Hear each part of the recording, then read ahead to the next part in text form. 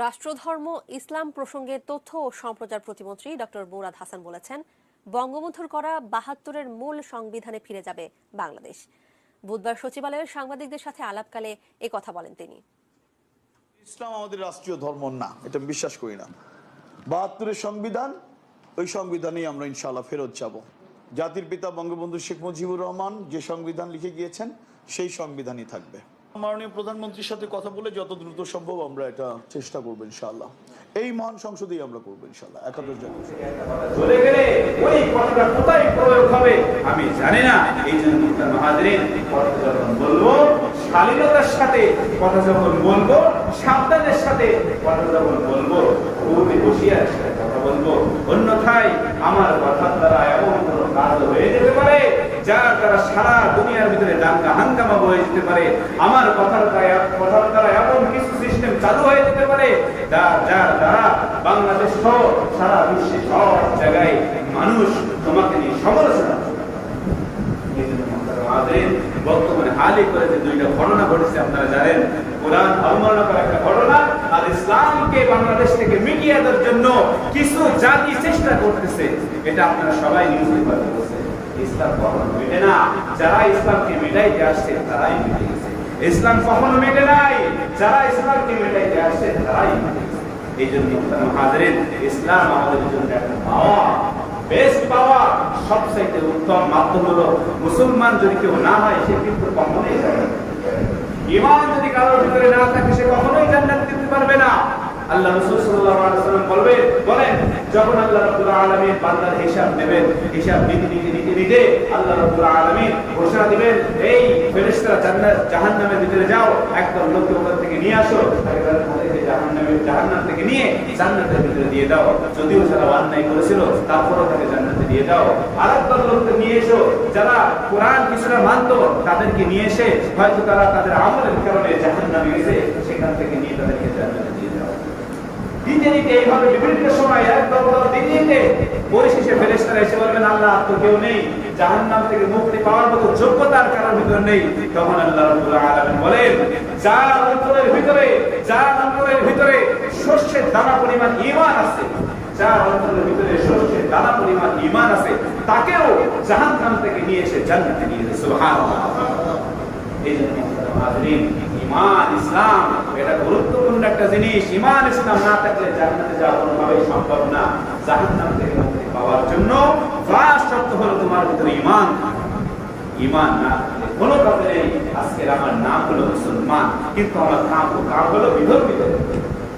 আমার নাম হচ্ছে মুসলমান, মুসলমানের মতো কারবার। ভোটের সময় আমি টুপি পরে মানুষদের সামনে যাই, ভোট হয়ে গেলে চেয়ার হয়ে যা মানুষের আমি তাই করি।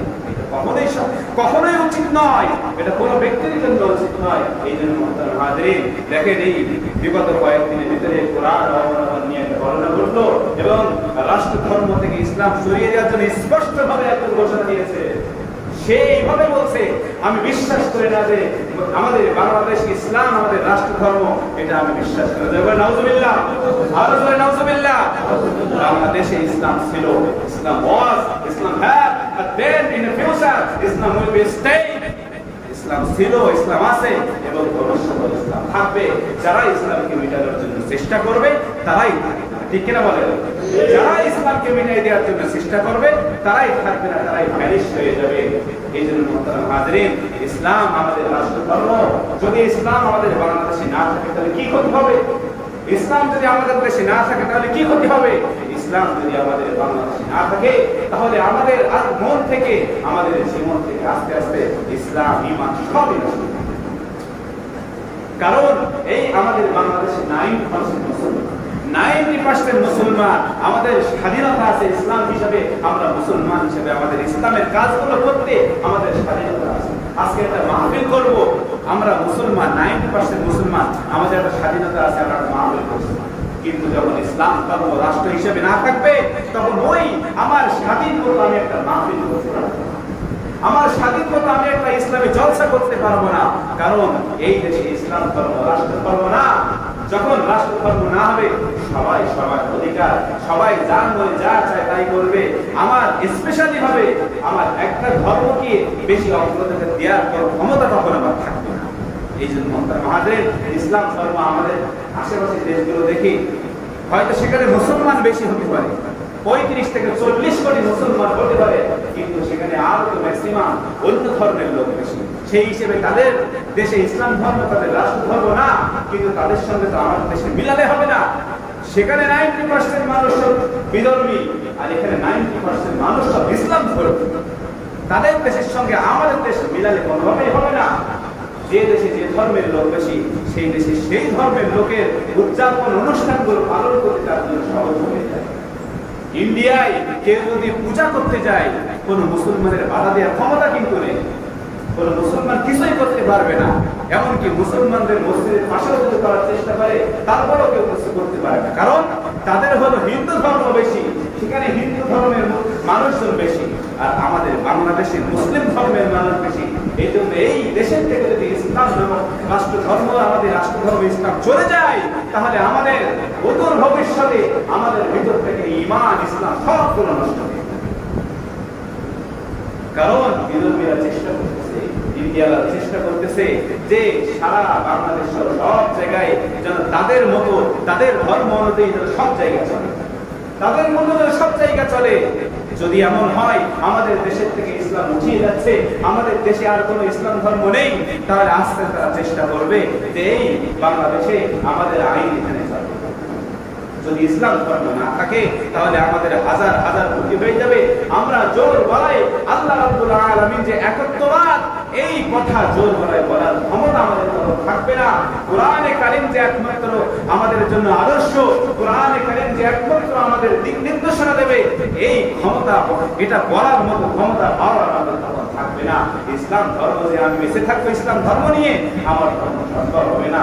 কারণ যারা বিধর্মী, তাদের ভবিষ্যৎ পরিকল্পনা অনেক অনেক দূরে।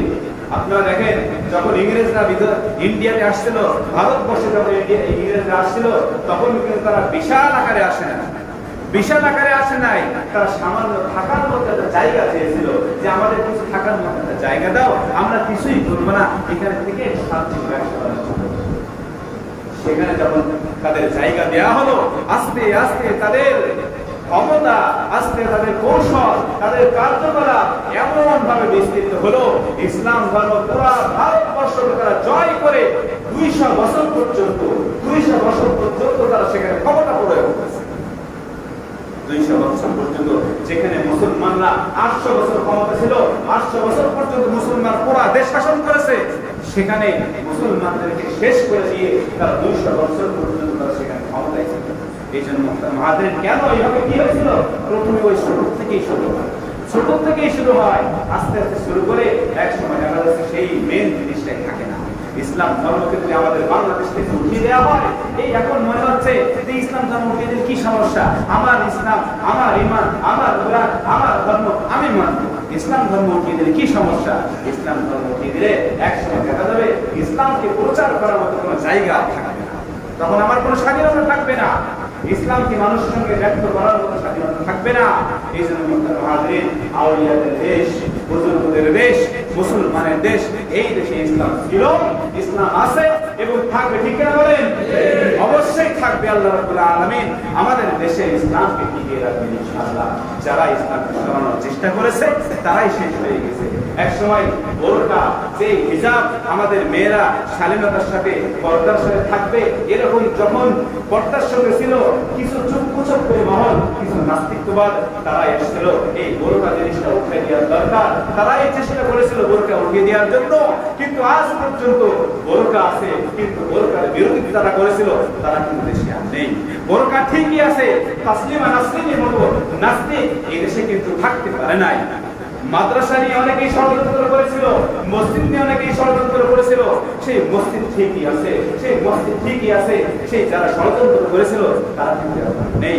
দাড়ি টুপি নিয়ে অনেকেই ষড়যন্ত্র করেছিল, আজকের সেই দাড়ি টুপি এখনো আছে, কিন্তু যারাই বিরোধিতা করেছিল তারা কিন্তু এখন নেই। এই জন্য তারা আমাদের যারা ইসলামকে মিটানোর চেষ্টা করেছে, আল্লাহ রাব্বুল আলামিন তাদেরকে মিটিয়ে দিয়েছে, কিন্তু ইসলাম ঠিকই আছে। এই জন্য ইসলাম ধর্ম এটা আমাদের ধর্ম। আমরা তিনটা জিনিসকে অত্যন্ত ভালোবাসি। এক নম্বরে আল্লাহ রাব্বুল আলামিনকে অত্যন্ত ভালোবাসি, আমাদের জীবনের চাইতেও ভালোবাসি।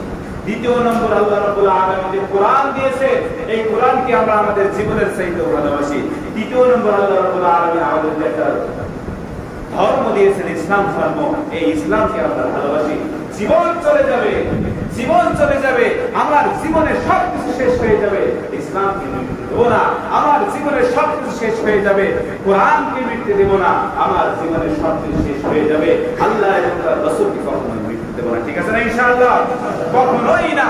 আমার জীবনের বিনিময় হলেও ইসলামকে রক্ষা করতে হবে, আমার জীবনের বিনিময় হলেও কোরআনকে রক্ষা করতে হবে, আমার জীবনের বিনিময় হলেও আল্লাহ রাব্বুল আলামিনকে দিয়ে কেউ যদি কোনোভাবে কটূক্তি করে তাহলে সাথে সাথে তার প্রতিবাদ করতে হবে। এটা হলো ইসলামের, আমি মুসলিম হিসেবে আমার কাছে আল্লাহ রাব্বুল আলামিন এটাই করেছেন। এই জন্য আমাদের ইসলামকে মিটিয়ে দেবে, কেউ ইসলামকে মিটিয়ে দেওয়ার চেষ্টা করলে আল্লাহ রাব্বুল আলামিন তাকে মিটিয়ে দেবেন। এবং আল্লাহ রাব্বুল আলামিন স্পষ্ট ঘোষণা দিচ্ছেন, মনে রাখো সূরা আলে ইমরানের ভিতরে আল্লাহ রাব্বুল আলামিন স্পষ্ট ঘোষণা দিচ্ছেন, তুমি ইসলামকে মিটিয়ে দিচ্ছ, অথচ আমার কাছে ইসলাম ধর্ম ইজ দ্য বেস্ট রিলিজিয়ন। ইন্নাদ দীনা ইনদাল্লাহিল ইসলাম, ইন্নাদ দীনা ইনদাল্লাহিল ইসলাম। আল্লাহ রাব্বুল আলামিন স্পষ্ট ঘোষণা দিচ্ছেন, কিয়ামতের ময়দানে আমার সামনে যখন চলে আসবে, ইসলাম ধর্ম নিয়ে চলে আসো। ইসলাম ধর্ম তোমার কাছে যে ধর্ম থাকুক না কেন, ইসলাম ধর্ম যখন তোমার কাছে থাকবে, ওই ধর্ম নিয়ে যখন আমার কাছে চলে আসবে, তখন ওই ধর্ম অনুযায়ী তোমার হিসাব নিকাশ হবে। তুমি যদি ইসলাম ধর্মের অনুসারী না হও, ইসলাম যদি তোমার ধর্ম না হয়, মনে রেখো বান্দা, কিয়ামতের ময়দানে তোমার হিসাব নেব না। হিসাব না নিয়ে সোজা করে তোমার জন্য জাহান্নামের রাস্তা বলে দেওয়া হবে।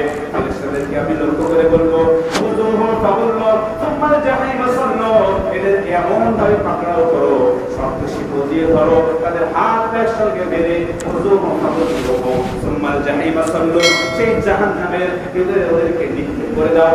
লাথি মারতে মারতে ফেরেশতা তাদেরকে জাহান্নামে নিক্ষেপ করে দেবে।